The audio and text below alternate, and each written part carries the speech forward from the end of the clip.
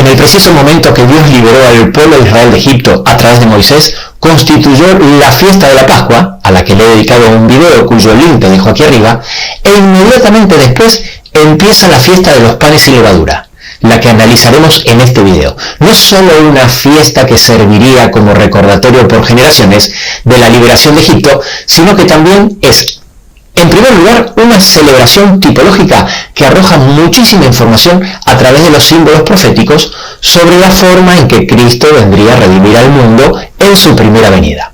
Esto es tremendamente importante porque, al poder comprobar que todas esas profecías se cumplieron de forma precisa, nos motiva a estudiar las fiestas de otoño y todas las profecías que apuntan a su segunda venida con la certeza de que también se van a cumplir. Y en segundo lugar, es un ensayo que se hacía año tras año para enfatizar y afianzar a los hijos de Dios la forma en que Cristo actúa en nosotros para nuestro crecimiento espiritual a través de la simbología de comer el pan y comer su carne. Por eso la enseñanza de estas fiestas es mucho más trascendente de lo que se cree. No te pierdas este video. Comenzamos.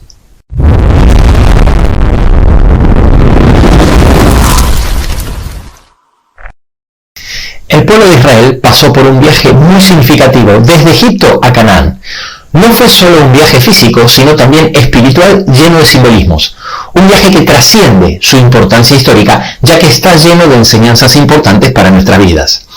Porque Dios no solo enseña las verdades bíblicas a través de símbolos o rituales, sino a través de las historias. Por eso están registradas en la Biblia y por eso es tan importante que las conozcamos. Veamos el paralelismo entre la historia de la liberación de Egipto, la fiesta de la Pascua que Dios crea a partir de ese acontecimiento histórico con sus rituales y su cumplimiento.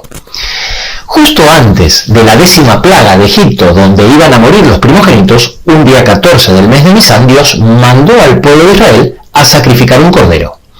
Este acontecimiento histórico, que marcaría para siempre al pueblo de Israel, daba inicio a la fiesta de la Pascua. Una fiesta con un ritual bien específico, donde también el mismo día 14 de Nisán debía sacrificarse un cordero. Esta fiesta debía celebrarse hasta la llegada del Mesías, que le daría el cumplimiento profético, siendo crucificado el mismo día. Esa misma noche de liberación, ya entrado el 15 de Nisán, después de sacrificar al cordero, Dios les ordenó pintar los postes y el dintel de las puertas con su sangre para ser librados de la muerte de los primogénitos. Solo se salvarían aquellos que estén dentro de las casas cuyos portales fueran marcados con la sangre del cordero. Durante la fiesta de la Pascua, el sacrificio del cordero era una ofrenda de holocausto y por consiguiente la sangre debía ser rociada sobre el altar. Finalmente, Cristo murió en la cruz, pero antes, en el aposento alto, Jesús, tomando la copa con el jugo de la vid y habiendo dado gracias, les dio diciendo: bebed de ellas todos, porque esta es mi sangre del nuevo pacto que por muchos es derramada para remisión de los pecados. Y de esta forma, a través de las edades, el pueblo de Dios realiza un rito que demuestra su aceptación a la sangre de Cristo para redimirnos. Es la confirmación de un pacto que trae bendición. Luego, después de la puesta del sol, cuando ya había comenzado el día 15 de Nisán, debían comer al cordero. Lo mismo ocurría en las fiestas de Pascua. Después de sacrificar el cordero, debían comerlo, y ese mismo día comenzaba la fiesta de los panes sin levadura, y durante 7 días debían comer panes sin levadura. Justo antes de ser entregado Jesús en el aposento alto, tomó el pan, lo bendijo y lo partió, y dio a sus discípulos y dijo: tomad, comed, este es mi cuerpo.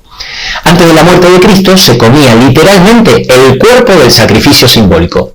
Y a partir de la muerte de Cristo se come simbólicamente el cuerpo del sacrificio literal. Pero el paralelismo no termina ahí. Tan pronto el pueblo de Israel experimentó la salvación y liberación a través del poder de la sangre del cordero, abandonaron su antigua vida de esclavitud en Egipto. De manera similar, cuando los cristianos entendemos que somos liberados del pecado y la muerte por la sangre de Jesucristo, decidimos seguirlo a una nueva vida. En 1 Corintios 10, de los versículos 1 al 4, el apóstol Pablo hace referencia a varios eventos claves en la historia de Israel como símbolos de verdades espirituales. En el versículo 2 dice que fueron bautizados en la nube y en el mar. Así como el pueblo de Israel atravesó el Mar Rojo y fue bautizado de forma simbólica en el mar, De la misma forma, nosotros nos bautizamos como demostración pública de que empezamos una nueva vida en la libertad que nos ofrece Cristo. Entramos en un maravilloso pacto representado por el bautismo. La palabra bautismo significa inmersión. El sumergirnos en las aguas representa nuestra muerte de la vieja vida y cuando salimos nuevamente simboliza un nuevo nacimiento. Nos convertimos en una nueva vida en Cristo Jesús. En eso consiste el pacto. Así de sencillo, Jesús toma nuestra muerte y nosotros tomamos su vida. Esto mismo se lo explicó Jesús a Nicodemo cuando les dijo en Juan 3, versículo 3, que el que no naciera de nuevo no puede ver el reino de Dios. Y en Romanos 6:4 no lo puede dejar más claro cuando dice, porque somos sepultados juntamente con él para muerte por el bautismo, a fin de que como Cristo resucitó de los muertos, así también nosotros andemos en vida nueva. A partir de allí, así como el pueblo de Israel atravesó un desierto entre Egipto y Canaán, así también la vida en esta tierra es un desierto llena de pruebas, tentaciones y dificultades. Pero en medio de este desierto Dios provee para nosotros. Y en el versículo 3 y 4 nos dice que todos comieron un alimento espiritual, refiriéndose a maná, y bebieron una bebida espiritual, refiriéndose al agua que salía de la roca que simbolizaba a Cristo. Los cuales son esenciales para nuestra vida espiritual en el desierto de este mundo. Jesús dijo, yo soy el pan de vida. El que a mí viene nunca tendrá hambre y el que en mí cree no tendrá sed jamás. Antes de hablarte del maná, ese pan del cielo que era el alimento espiritual que le da sentido a la fiesta de los panes sin levadura y tema central de este video, déjame hablarte primero de la bebida espiritual. Jesús no escatimó esfuerzos en explicar que el Espíritu Santo viene de Dios, pero a través de él mismo. En Juan 14:26 dice, mas el Consolador, el Espíritu Santo, a quien el Padre enviará en mi nombre. Y en Juan 15:26 dice lo mismo, pero con otras palabras.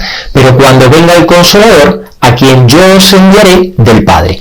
Por eso le dijo a la mujer samaritana, mas el que bebiere del agua que yo le daré, no tendrá sed jamás. Y en Juan 7, en el último día de la fiesta, Jesús, alzando la voz, dijo, el que cree en mí, de su interior correrán ríos de agua viva. Y luego el texto aclara que se refería al Espíritu Santo que habían de recibir los que creyesen en él. Por eso el agua que representa al Espíritu Santo salía de la roca que representa a Cristo. Ahora sí, concentrándonos en el alimento espiritual, veamos los conceptos que nos ayudan a entender la fiesta de los panes sin levadura. Y empecemos descubriendo qué enseñanza espiritual representa el pan en la Biblia. Para que el pueblo de Israel pudiera atravesar el desierto, Dios envió el maná, el pan del cielo, lleno de simbolismo que representa a Cristo, el verdadero pan del cielo. Las enseñanzas que Dios explica a través de esta simbología es tan simple y obvia que hasta un niño de 12 años la puede entender. Y a la vez es tan importante que creó las fiestas de los panes sin levadura para que siempre la tengamos presente. En Juan 6:31, cuando le hablan a Jesús sobre el maná, el pan del cielo, Jesús les contesta en el versículo 32 que el maná de Moisés no era el verdadero pan del cielo, dando a entender que en realidad era un símbolo del verdadero pan del cielo que da el Padre, refiriéndose obviamente al mismo. Y cuando en el versículo 34 le dicen, danos ese pan del cielo, el verdadero del que Jesús hablaba, entonces él responde con el primer yo soy, de los 7 yo soy que dijo Jesús. En Juan 6:35, Jesús les dijo, yo soy el pan de vida, el que a mí viene nunca tendrá hambre y el que en mí cree no tendrá sed jamás. Y para que no quede ninguna duda, en Juan 6:21 vuelve a decir, yo soy el pan vivo que descendió del cielo, si alguno comiere de este pan, vivirá para siempre y el pan que yo daré es mi carne, la cual yo daré por la vida del mundo. Por eso el maná era un alimento espiritual, porque representaba a Cristo. Pero, ¿por qué Cristo era representado por un pan del cielo? ¿Por qué al igual que comemos el maná y se comía el cordero, Cristo decía que había que comer su carne? La respuesta a todas estas preguntas es la enseñanza crucial de todo esto. ¿Qué significa comer el pan o comer su carne?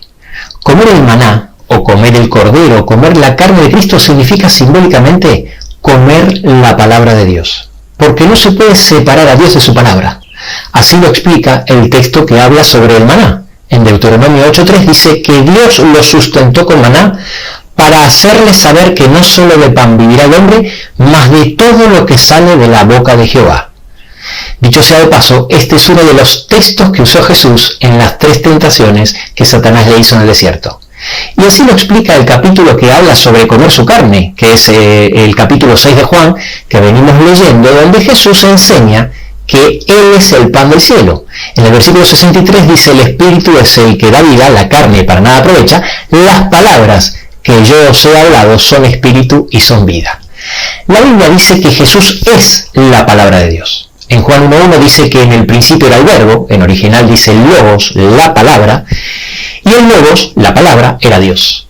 Y en Apocalipsis 19.3, describiendo a Cristo, dice: su nombre es la palabra de Dios. La palabra de Dios es considerada un alimento, por eso en la Biblia se habla de la palabra de Dios como un alimento que nutre. Y para que no nos quede ninguna duda, la Biblia usa los mismos símbolos para la palabra de Dios que para Jesús. La semilla representa en Lucas 8.11 a la palabra de Dios. Y también representa a Jesús en Juan 12, donde explicando que es necesario que Él muera, se refiere a sí mismo como una semilla que tiene que caer en la tierra y morir para que lleve mucho fruto. Lo mismo pasa con la luz. En Salmo 119.105, la palabra de Dios es una luz en nuestro camino. Y en 2 de Pedro 1.19 es una antorcha que alumbra en lugar oscuro.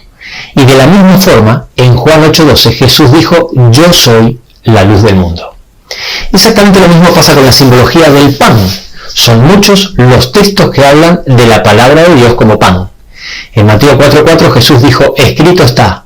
Dice: no solo de pan vivirá el hombre, sino que de toda palabra que sale de la boca de Dios, haciendo referencia al Deuteronomio 8.3. Y el profeta Amós habla de hambre en la tierra, refiriéndose a la escasez de la palabra de Dios. Él dice: no hambre de pan ni sed de agua, sino de oír la palabra de Jehová. Y en Juan 6.35 Jesús dijo: yo soy el pan de vida. ¿Qué pasa cuando se rechaza el pan del cielo o la carne de Cristo? Si se come la carne de Cristo, nos ayuda a crecer en una nueva criatura en Cristo Jesús. Es una bendición para vida eterna. Pero si no se come, se pudre y es una maldición. Igual que su sangre. Si se bebe es para bendición, representada en el jugo de la vid, pero por el contrario, el rechazar el pacto y no aceptar la sangre de Cristo está simbolizado en la Biblia con derramar su sangre, lo cual trae maldición a la tierra, contaminándola, tal como expresan los versículos que aquí te dejo en pantalla. La máxima expresión de esta simbología fue cuando un soldado clavó una lanza en el costado de Jesús, del cual salió agua y sangre derramándose en la tierra. La simbología es tan perfecta que me hace llegar a la conclusión que Dios creó algunas cosas con ciertas características con el único objetivo de que coincida con los símbolos. Por ejemplo, ¿sabías que la sangre tiene exactamente el mismo color que el jugo de la vid y es imposible notar la diferencia por su color?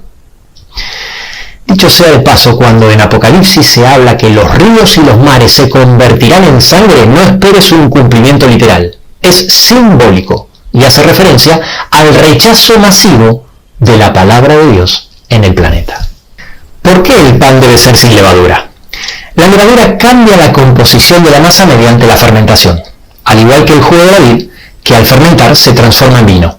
Y este cambio, realizado por la levadura en el pan y por el alcohol en el jugo de la vid, representa todas las modificaciones que el hombre realiza a la palabra de Dios, adulterando su significado o enseñanza. Por eso, en Mateo 16.6, cuando Jesús dice: mirad, guardaos de la levadura de los fariseos y de los saduceos, luego 6 versículos más adelante aclara diciendo: entonces entendieron que no les había dicho que se guardasen de la levadura del pan, sino de la doctrina de los fariseos y de los saduceos. Así pues, para enseñar esta realidad en las fiestas de los panes sin levadura, las casas debían vaciarse de levadura durante toda la semana.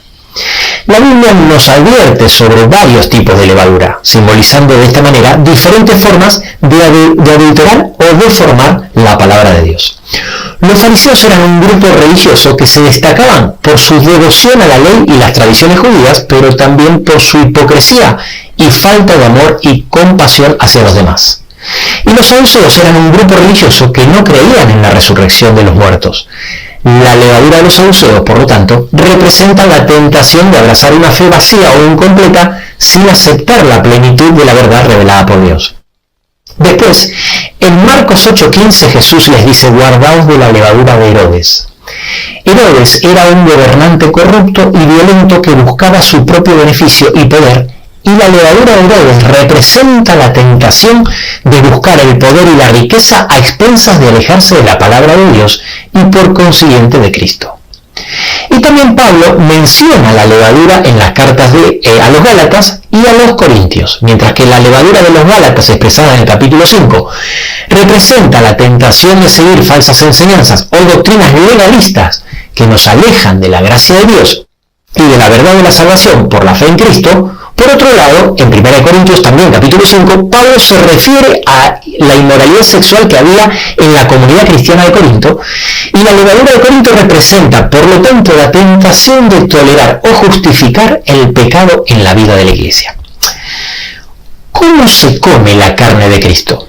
Dios dio instrucciones precisas de cómo debía comerse el maná para que sepamos cómo debía comerse la carne de Cristo. Es decir, cada instrucción era una enseñanza espiritual de cómo debemos acercarnos a la palabra de Dios.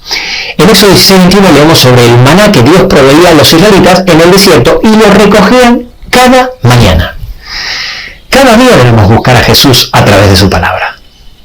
Luego el texto continúa diciendo: cada uno según lo que había de comer. El maná tenía que ser recogido individualmente.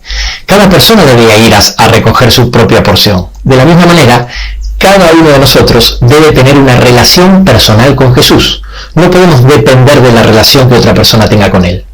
Escuchar sermones, audios y lo que otras personas comparten está bien, pero no reemplaza nuestros momentos a solas con el Creador estudiando su palabra. Y luego, que el sol calentaba, se derretía.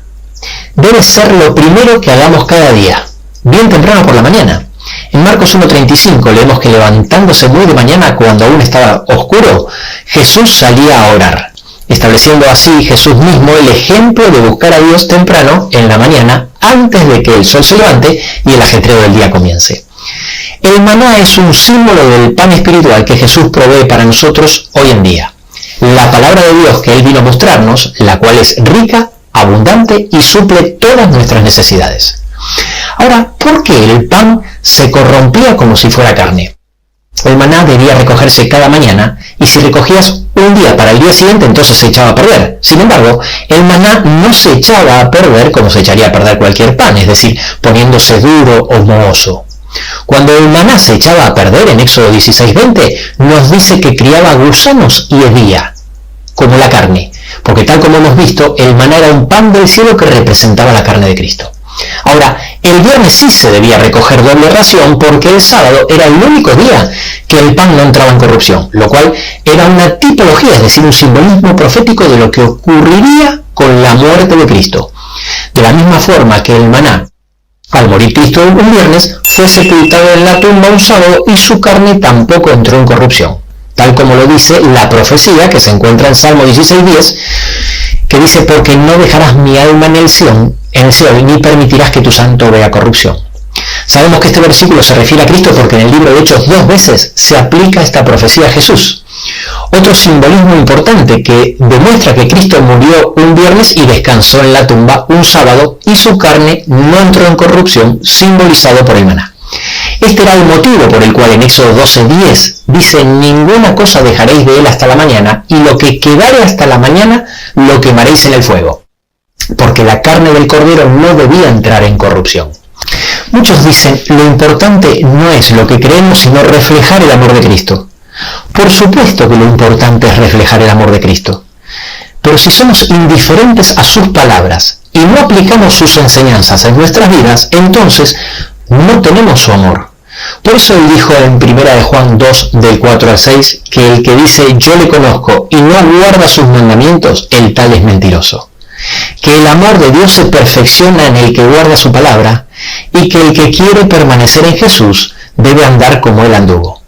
Si yo digo que tengo el amor de Cristo, pero no aprendo ni aplico sus palabras, estoy vaciando el amor de Cristo de contenido.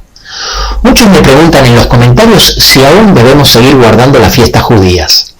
Cuando Cristo murió, obviamente las fiestas ya dejaron de celebrarse. Te voy a mencionar los dos motivos más importantes. En primer lugar, ya no hay necesidad de hacer sacrificios, que era la parte central de todas las fiestas.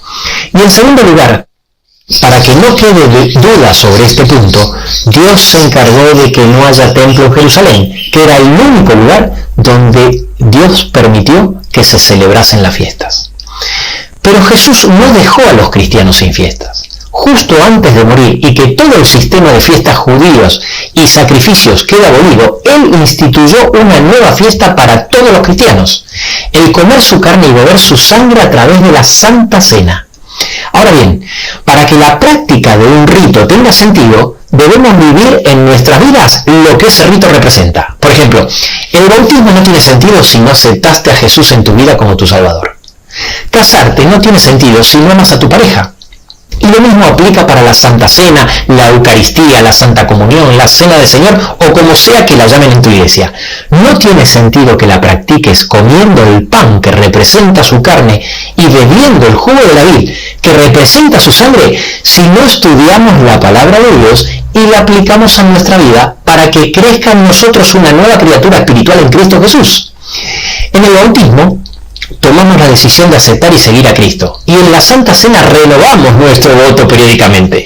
Ahora entendemos por qué en Efesios 5:26 explica que somos purificados en el agua por la palabra de Cristo. Por eso no tengas dudas que en la comprensión de estos temas puede estar la salvación eterna tuya y de tu familia. Porque cuanto más conozcas la palabra de Dios y su máxima expresión, que es nuestro Señor Jesús, más podrá trabajar el Espíritu Santo para que el amor de Cristo te transforme a su imagen y semejanza.